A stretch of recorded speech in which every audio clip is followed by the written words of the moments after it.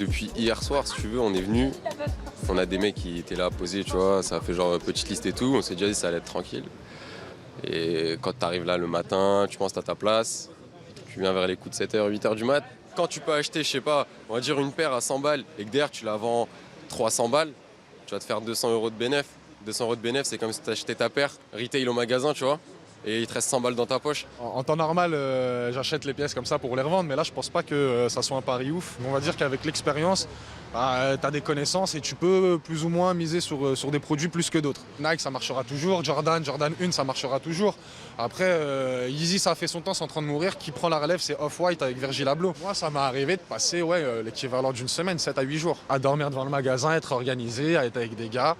Mais c'est 7 à 8 jours qui en valent la peine. Vous avez vu vous marrer, Riyad, pendant le sujet? Parce que non, c'est parce qu'en fait, ils voulaient revendre des trucs et j'ai pensé ça il n'y a pas longtemps avec les Nintendo Switch, par exemple. Je m'étais dit, je pourrais en acheter 10 et je les garderais sous une boîte et je les revendrais dans 10 ans à des malades qui veulent ouvrir le truc qui est unboxed. Parce que des fois, ça m'arrive d'acheter des trucs comme ça anciens qui n'ont jamais été ouverts. Et c'est exactement ce qui est en train de se Ce passer. qu'ils font avec les baskets, lui, il s'appelle Rétro. C'est un receleur. Le mot, ça veut justement dire qu'il achète et qu'il revend plus cher. C'est légal, à condition, bien sûr, d'être majeur. Il en a fait sa profession. Et parfois, justement, il campe jusqu'à 8 jours, nuit et jour, en fait, pour une paire de baskets. 8 jours pour celle-là. Je crois pas avoir fait plus. Quand elle est sortie, je crois qu'il y a 2 ans, 1 an et demi, 2 ans, je crois que le prix magasin, c'était 300 €.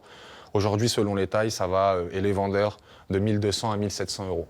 Pour la basket, voilà, si elle est en vente libre, on a le droit de camper, c'est même préférable.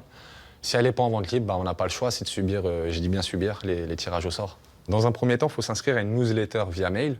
Cette newsletter-là, elle te permet d'accéder en fait, à un autre mail tous les lundis qui te donne une adresse. Et c'est au petit bonheur la chance. Donc soit tu es tiré au sort, soit tu ne l'es pas. Quand tu ne l'es pas, tu es éliminé. Et quand tu es tiré au sort, il faut avoir encore de la chance dans tout ça, il faut être tiré à des horaires avantageux. Sinon, tu n'as plus accès aux produits ou à la bonne couleur ou à la bonne taille.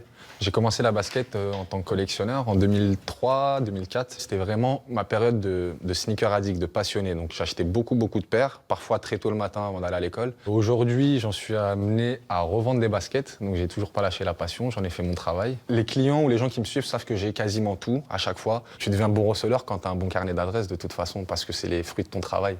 Pauline, je tiens juste à dire que c'est un véritable passionné à la base, que ce qu'il fait, c'est totalement légal. Et que des passionnés comme lui, maintenant, il y en a des millions dans le monde entier. Oui, alors on a du mal encore à chiffrer en France, mais c'est $1 million de recettes aux États-Unis, donc c'est énorme. Et en France, du coup, on ouvre des boutiques de revente. J'ai rencontré Benjamin Chicot. Riyad, il a envie de revendre ses baskets. Là. Non, je me dis, j'ai eu des baskets qui doivent valoir cher maintenant. Il faut voir. Il faut peut-être aller en boutique, justement, voir Benjamin Chicot, parce que lui, il a une boutique un peu spéciale, que de revente. Les Yeezy et Kanye West, tout le monde les veut. Ça fait 15 jours qu'on te dit que c'est celle-là qu'il faut avoir et t'as pas réussi à l'avoir parce qu'il n'y en a pas eu assez. Du coup, il y a des gens comme moi qui l'ont acheté et qui te le proposent à vendre. Pour revendre chez nous, il faut être majeur.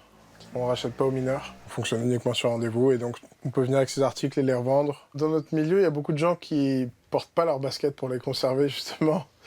C'est pas une œuvre d'art, mais bon, après, c'est un produit qui est designé, qui est cool.